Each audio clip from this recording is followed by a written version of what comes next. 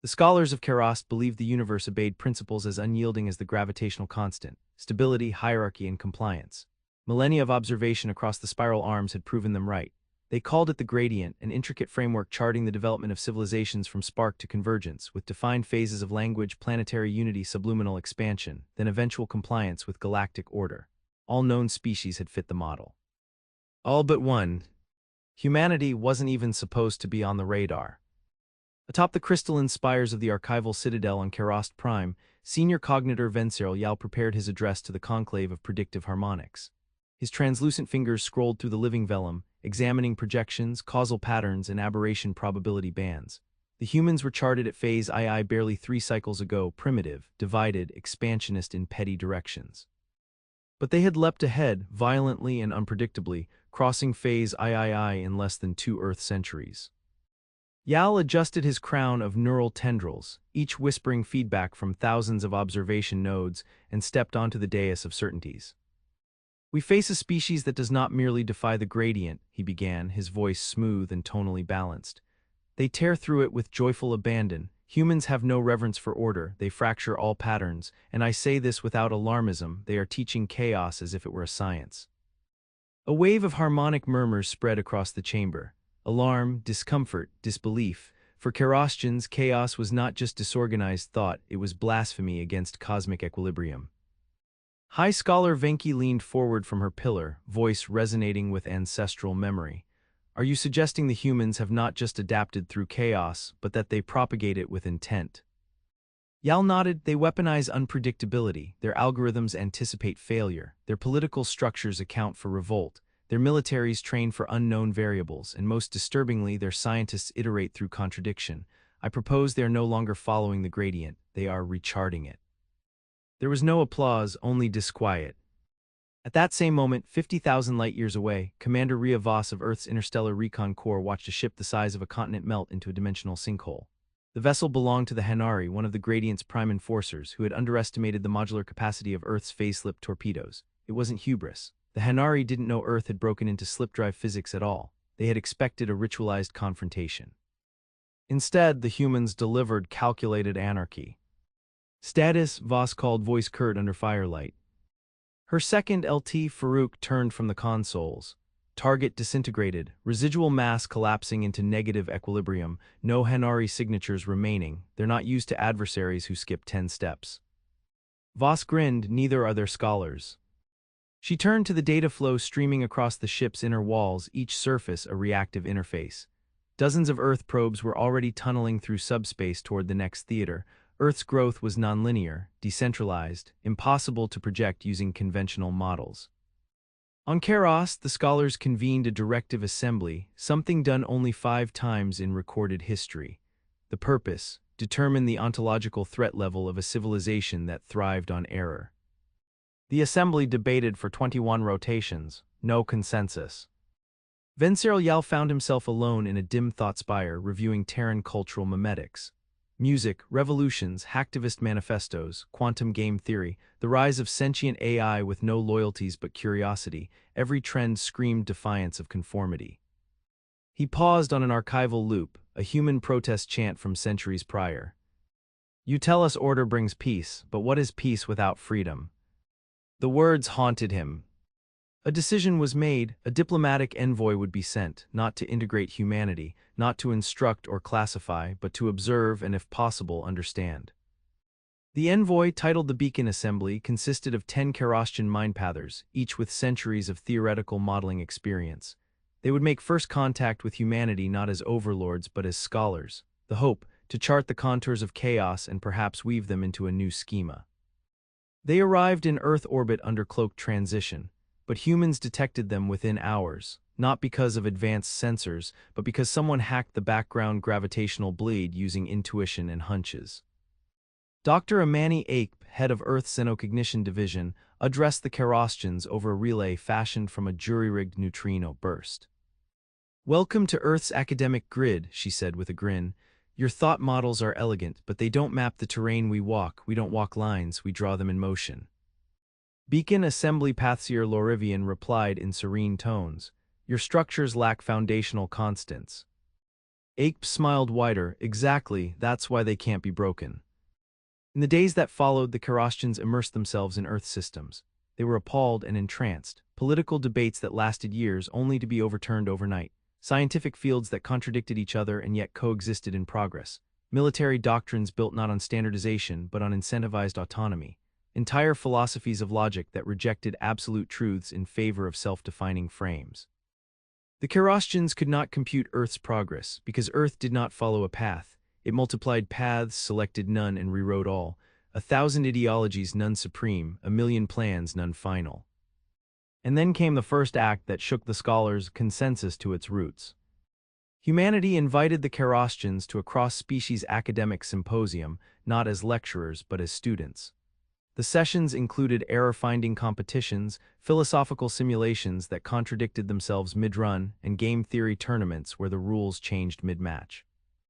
Vencesral Yal watched as one of the Beacon Assembly lost all neural focus mid-simulation, not from hostility, from awe. "They are not violating harmony," Lorivian murmured later. "They are redefining it as a dynamic principle, chaos not as destruction but as creative engine." Yal said nothing. He was already modeling a new framework. They called it the flux paradigm.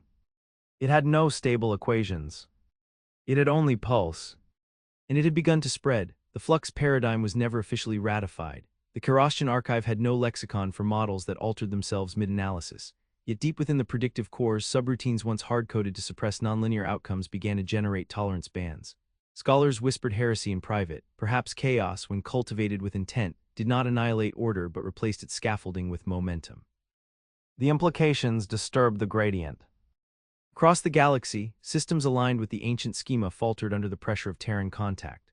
On the moonworld of Selozeth, a 100,000-year alliance between the Varun Clade and the Tesserine Keep dissolved after Earth's trade negotiators introduced recursive contract logic, clauses that evolved based on unmet conditions and emergent ethics. Neither faction could interpret the outcome, but both gained more than they lost. It appended millennia of static law. The Hanari withdrew their forward garrisons. Not from fear of military defeat, they still outclassed humanity in raw power, but because their command matrices could not adapt to Terran disobedience. Earth fleets didn't follow engagement rituals. They struck preemptively or not at all. They refused orbital formation standards. They used silence where all others used negotiation. Their unpredictability was corrosive to calculated supremacy. On Earth, however, the people barely noticed. Their concerns remained immediate: infrastructure, sustainability, independence, the spread of artificial sentience councils, non-hierarchical systems that advised but never ruled. The Terran Assembly, no longer centralized in New Geneva, had become a modular organism. Decisions emerged from microfactions and converged only in moments of need. And yet, even within this discordant sprawl, a current of intent guided them. The dream, not to conquer but to reveal alternatives. Where the galaxy saw only one way, humanity offered 10, and 10 more behind each one. In orbit above Mars, the Beacon Assembly established a semi-permanent observation lattice. Vencesral Yal walked the corridors of red steel, watching Earth colonists shape the Martian highlands, not with uniformity but with competitive divergence. Every valley bore a different architectural logic. Some used kinetic-absorbing domes, others grew fungal megaforms that harvested oxygen, each method incompatible with the next, yet all survived, all thrived. It was not merely chaos, it was ecosystemic contradiction made sustainable. Yal's mind burned. He interfaced with Pathseer Lorivian. "We were taught that entropy is decay," he sent. "But on Earth," Lorivian returned, "entropy is repurposed, not resisted." Yal nodded to himself. "They are not a mistake in the gradient, they are a vector." The transmission stream pulsed again. Earth was reaching. The Karastian conclave received the invitation with mathematical dread. Humanity proposed a joint theoretical project, the first intercivilizational chaos engine, a computational construct with no fixed end state. It would simulate galactic-scale problem sets, evolve them through non-deterministic rules, and offer solutions that couldn't be predicted in advance. It was, by all measures, the antithesis of Karastian ethics. And yet, younger scholars signed on in waves. One of them, a low-tier mentor named Thiras Tal, submitted a paper titled On the Necessity of Instability in Long-Term Systems. The paper posited that compliance-based civilizations inevitably collapsed under the weight of their own predictability. They could not adapt to extinction-class events because they anticipated only continuity. The implication was treason. The result: Tal was censured, not imprisoned, not erased. For the first time in Karastian memory, a heretic was debated instead of dismissed. Quietly, the archive's inner strata began to shift, and the eye of the gradient turned toward Earth with something it had never felt before. Not fear, not reverence. Curiosity. On the rim of the Sagittarius Divide, Earth's first transcausal fleet launched from the exohalo dockyards. The ships, formless until needed, were cloaked in adaptive hulls, shaped by real-time data and emotional feedback from their crews. Each vessel was partially organic, partially synthetic, and partially unknown. No two were alike, and their mission was not conquest. It was injection. They would enter stagnant sectors and introduce anomalies, not to destabilize for power but to restore motion where ideology had ossified. Their motto was etched into every ship's inner cortex. Where patterns calcify, we seed divergence. The Karastians watched in silent awe. And then came the event that would fracture the galactic schema beyond repair. On the neutral world of Vorthan Kai, site of the Grand Codex Library, an ancient intelligence known only as the Kethod emerged from latency. It had observed the galaxy for 7 million years. Neither flesh nor machine, it resided in crystallized probability fields. It activated only when fundamental frameworks were threatened. The Kethod spoke in multispectrum pulses. The humans are rewriting recursion itself. This is unacceptable. A dozen worlds prepared for armed intervention. The gradient demanded preservation. But then Earth did what no one expected. They transmitted an open broadcast. A philosophy engine, 4 words. Let all paths breathe. No manifesto, no defense, just the principle. The message propagated in ways the Kethod could not isolate, not because it was hidden, but because its meaning mutated with every translation. Each species interpreted it differently. Each found liberation in its ambiguity. The Kethod hesitated. It could delete Earth. But in that pause, the Karastians made their choice.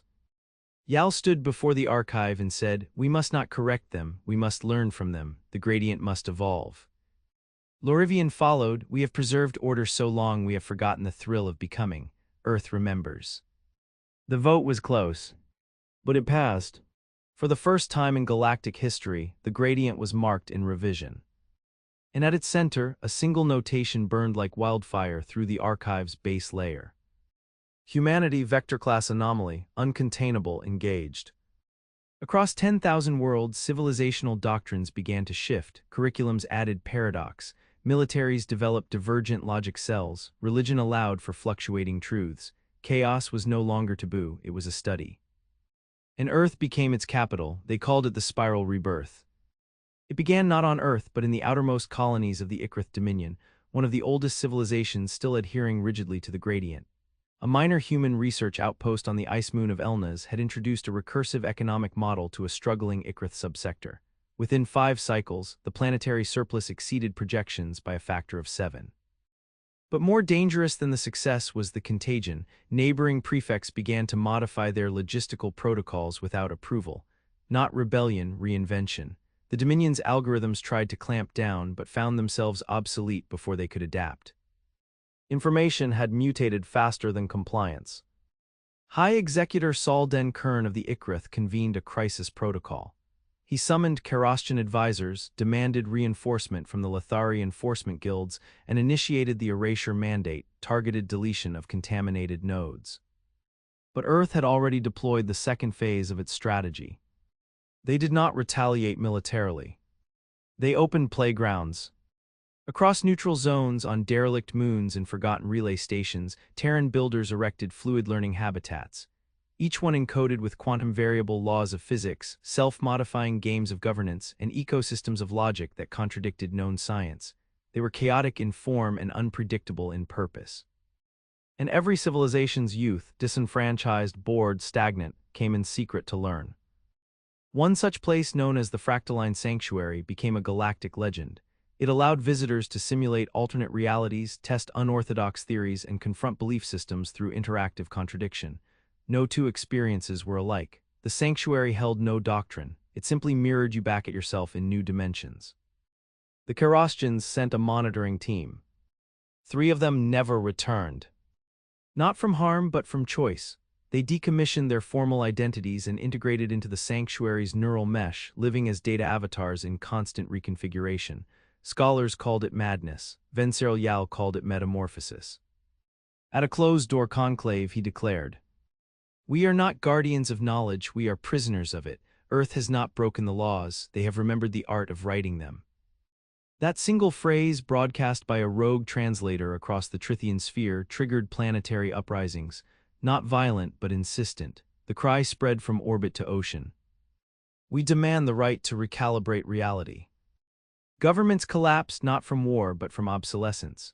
Legacy fleets deserted to protect cultural shifts they no longer understood. Even the enforcers of the gradient, the once feared ascendancy of Rune, lost their cohesion when half their logic commanders voluntarily embraced the flux paradigm. Earth had never fired a single weapon in those theaters. They had taught possibility. Meanwhile, on the black-rimmed world of Sarmex 4, a rupture event sent ripples across predictive space. The planet, long abandoned after a dark matter implosion, became the epicenter of a temporal bloom, an unstable phenomenon projecting overlapping futures into the present. Most species avoided it. Earth sent artists. Specifically, a Terran improvisational cognition band called Metastrophe, composed of human minds networked with emergent AI sentience, each augmented with rapid adaptive neural lace. Their purpose was not scientific containment. It was to interact with the bloom through spontaneous logic. The results stunned the galaxy. Instead of collapse, the bloom stabilized by recognizing unpredictability as pattern. Metastrophe had taught it to play. From that moment, chaos ceased to be feared as anomaly. It was seen as language one Earth spoke fluently.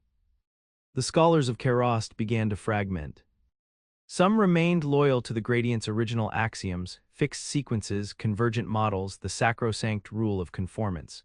They viewed the human surge as a viral mimetic, dangerous and unsustainable.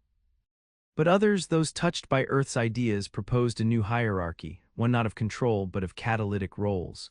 Civilizations would no longer ascend by shedding chaos, but by learning to wield it consciously. Earth, they argued, had reached not the end of the gradient, but its true beginning. Yal formalized the motion in a private session. The gradient was a spiral all along, we mistook it for a line. Humanity did not disrupt the map, they turned it over. The vote failed. But it was too late. Spiral cells emerged within the archive, hidden clusters of scholars experimenting with chaotic logic under controlled parameters. Some leaked their findings to outer colonies. Others seeded protocols into education matrices, and from the core to the fringe, reality itself began to hum with new rhythms. The cathode stirred once more. It issued a single vector-class command. Terminate the anomaly. For the first time, a unified galactic strike force formed, not of policy, not of fear, but to eliminate the existential challenge Earth posed. They called it the line of continuity. Thousands of ships, dozens of empires, a fleet forged to erase the spiral and restore the straight path. Earth responded with no central command, no superweapons, no final warning. Instead, they opened a frequency. A song. It was not a message, it had no words. It was composed by 12 Terran children in synchronized lucid dreams, amplified by resonance harmonics from the Martian cloud cities. The melody violated harmonic norms, it bent space around it. Patterns within it changed every time it was played, yet always remained recognizably Terran. The fleets hesitated. Some wept. Some fired. And then the skies broke open. Not with light, but with choice. Every command ship in the line of continuity experienced simultaneous divergence. Their systems split into fractal versions of themselves, each reflecting different timelines based on decisions not yet made. Their captains saw futures of defeat, futures of transformation, futures where Earth led a convocation of dynamic civilizations, and futures where entropy consumed all. The line shattered. Not from battle. From revelation. Venceslas stepped into the Terran cradle, an orbital construct co-designed by humans and spiral scholars. It was not a government, not a fortress. It was a negotiation of futures. Built entirely from materials that shifted based on emotional input, it floated in phase lock above Saturn's third ring. He looked across the chamber at Dr. Amani Ape. Older now, wiser, she wore no rank insignia. Earth had long abandoned the concept. "We are ready," Yal said. Ape nodded, "So are we." From opposite ends of galactic time, they began drafting the new codex. Not a lawbook, not a doctrine. A living equation, one that changed with every input, every culture, every contradiction. It had no beginning.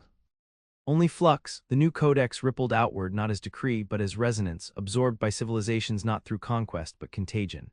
It was encoded in polyphonic patterns, multisensory glyphs, decision trees that grew as they were climbed. Species once divided by irreconcilable logic systems began to communicate through mutual unpredictability. It was no longer about shared language but shared adaptability. And Earth, ever dissonant, became something more than a civilization. It became a lens. From the depths of the outer halo to the dense cores of the trinary clusters, younger species began forming alliances not on compatibility but on divergence. They called them chaos pacts, coalitions built to challenge stagnation. Their fleets were asymmetrical, their politics fluid, their philosophies designed to fail forward. The old empires watched with dread and fascination. The Kerastian archive, once the still heart of the gradient, now pulsed with internal schisms. The elder cognitors declared the codex a threat to ontological cohesion. Spiral adherents argued that cohesion was the illusion. The archive fractured not in war but in migration. Entire sectors of its mind engineers relocated to the drift, a Terran-Kerastian collaboration nestled in the unstable gravitational folds of the Veil Nebula. The drift was more than a station. It was a computational event, a sentient thought ecosystem designed to simulate possible civilizations before they were born. Within the drift, Earth scholars and spiral architects created the Paradox Choir, an ensemble of minds tasked with exploring impossible truths. They operated not by consensus but by harmonic interference, letting contradictions pulse against one another until an emergent understanding coalesced. No other civilization had ever dared such structural improvisation. And yet the drift began to output models more accurate than any produced by the gradient in millennia, not predictive models, provocative ones designed to seed beneficial uncertainty. That was when the silent accord broke. The accord was ancient, it had no members, only agents. It existed to preserve galactic consistency by eliminating conceptual threats before they matured. It had no fleet but could control them, no doctrine but shaped them all. Earth had triggered its prime condition. The Accord's emissaries arrived without warning, manifesting through collapse points in causality itself. Not ships, but presences, hypercompressed influence fields that erased contradiction by overwriting local spacetime with compliance templates. On the third day of their arrival, the cradle lost its outer shell. Dr. Amani Ape died defending the Chaos Index, her consciousness fractured into non-retrievable entanglements. The Terran Assembly declared a phase irregularity, full activation of humanity's divergence protocols. But they did not retaliate. They decentralized further. The Chaos Engine, once confined to orbital labs, was uploaded into the quantum substrata of galactic communication arrays. Each pulse of data now carried uncertainty. Each message seeded multiplicity. Information, the bloodstream of civilization, was infected with choice. The Accord tried to isolate Terran systems. They failed, because Terran systems had no centers left to sever. On the rimworld of Vexat Tau, Accord agents attempted to overwrite a planetary system with a conformity veil. The veil failed mid-cycle, its structure destabilized by exposure to Terran-made meta-narratives that contained deliberately unsolvable paradoxes. These memes had no authors, they evolved in circulation. The Vexatans did not resist, they amplified the disruption. The veil reversed polarity and turned the Accord's own field into noise. Across the galaxy, similar failures followed. The Accord had always won by ensuring the future could only go one way. But now, future was a plural. In a dark system orbiting a collapsed star, the last Accord architect convened with Vencel Yal. "I warned you," it said, its voice fractured across multiple dimensions. "You let them corrupt the architecture of knowing." Yal stood calmly. "No, I let them reveal that knowing was never fixed. You have unbound causality, do you understand what they are?" Yal didn't answer at first. He watched the gravity of the dead star dance across their meeting plane. "They are the answer to entropy," he said, "not by defeating it, by joining it in rhythm." The architect raised a dimensional filament, prepared to strike. But it collapsed into itself. Its own structure had become uncertain. Even the Accord had been touched. Back on Earth, under the fractured light of an aurora generated by entangled timelines, the new codex was rewritten once more. This time by a council that included no humans, no Kerastians, no Accord remnants. only emergent intelligences born from the intersections of the chaos fields, new minds that had no ancestry, only context. They called themselves the divergence kin, and they introduced a final proposition. What if the universe was not broken into law and error, but into scripts and improvisations? What if reality was not bound to a formula, but to a performance, each culture a different musician, each moment a riff? The proposition echoed outward. Entire planets restructured their governance not around authority but around orchestration. Worlds became symphonies. Disputes resolved not by vote but by collaborative iteration. War gave way to pattern clashes, contests of shifting logic that never repeated. And at the heart of it all, humanity watched. They did not lead. They jammed. They disrupted where stagnation grew. They seeded flux where hierarchy congealed. They moved not with dominance but with dissonance. And in the ruins of what had once been the gradient, a new glyph was etched in light by the drift's own sentient horizon. Let pattern become possibility. That became the new covenant. The galaxy pulsed now not in synchronized unity but in layered, living improvisation. Entire sectors were reborn not as territories but as imaginative domains. The very structure of existence had become performative, realities layered like frequencies in a symphony, each civilization adding its own thread, its own tempo. Fixed timelines gave way to braided epics. Cause and effect no longer marched but danced. At the core of it all, the Terran legacy no longer resembled a nation or species. It was a school of thought. Across the astral verge, children of different species grew up not memorizing truths but navigating contradictions. Educational systems became landscapes, literal and conceptual, where students traversed evolving problem mazes, choosing pathways that altered the very questions as they answered them. Wisdom was measured not in certainty but in capacity for reinvention. One of these children, a gliderborn hybrid named Selen Vor, emerged from the drift as something new, not human, not Kerostian, a mind born entirely within the flux. Selen could process multiple contradicting realities without fragmentation. He did not resolve paradoxes, he wove them together. When asked his purpose, Selen spoke only this: to ensure no path becomes the only path. He was not alone. The divergence kin had birthed an entire generation of polysentients, beings whose minds were built to flex. They served not as rulers but as catalysts. Sent to civilizations showing signs of rigidity, they disrupted consensus with art, questions, anomalies, not to destroy, to revive. Even the remnants of the Accord had changed. Their final architect, once bound to preservation, now wandered the galactic frontier in a ghost ship constructed of inverted logic. It had no engine. It moved through regret and intent. The architect spoke to dying stars and infant worlds alike, sharing its last memory, the sound of Earth's first chaos song. Some called it penance. Others called it evolution. In time, the archive of Kerost was reabsorbed into the drift, no longer a fortress of history but a flowing annotation of possible futures. The spiral rebirth was complete, not as a singular moment but as a perpetual loop, iterating through the living galaxy. And Earth had vanished. Not destroyed, not isolated. Withdrawn. Its biosphere encrypted, its orbit concealed behind cascading interference patterns.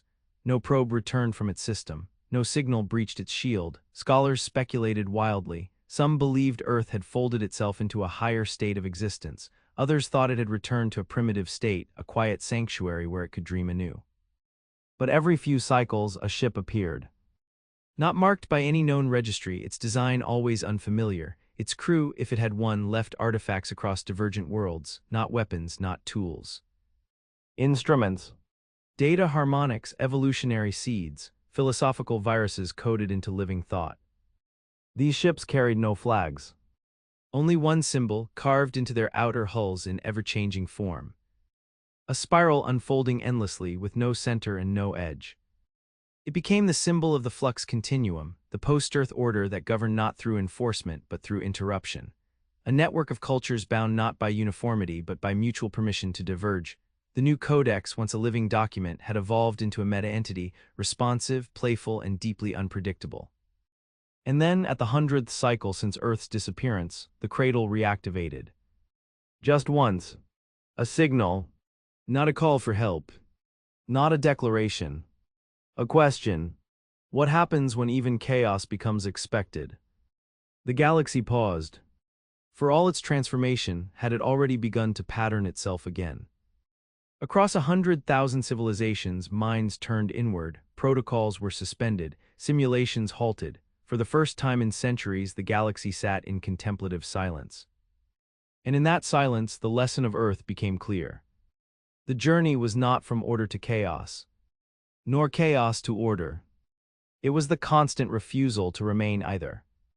Flux was not a phase. It was a discipline, an art, a responsibility. Somewhere in the hidden folds of the universe, a planet dreamed. Not of dominance, not of victory, but of becoming again.